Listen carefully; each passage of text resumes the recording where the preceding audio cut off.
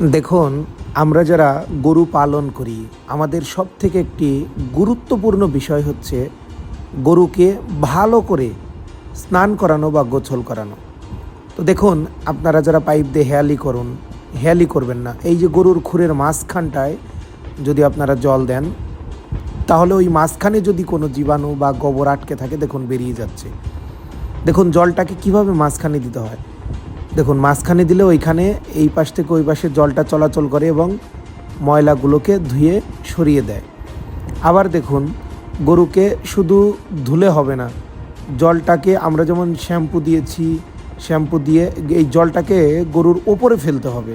Pipe দিয়ে যদি আপনি জলটাকে গরুর উপরে দেন, তাহলে দুই দিকে সমানভাবে পড়বে।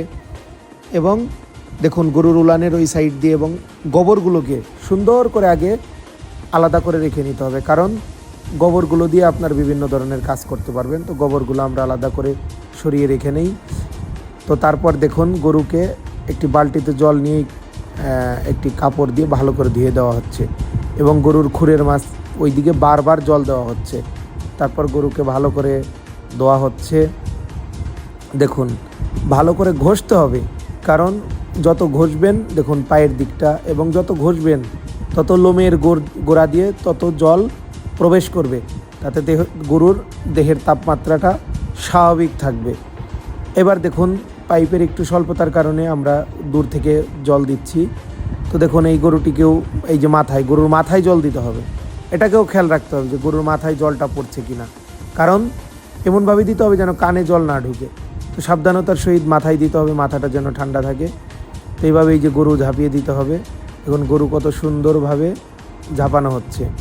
তো এইভাবে আপনারা চেষ্টা করবেন যে গরুটাকে খুব যত্ন সহকারে, খুব যত্ন সহকারে ভালো করে শরীর ঘষে। যেমন আমাদের এখানে 3টি ফ্যান রয়েছে গরুর ঘরে, প্রতিটি 2টি গরুর জন্য একটি করে ফ্যান দেওয়ার চেষ্টা করবেন।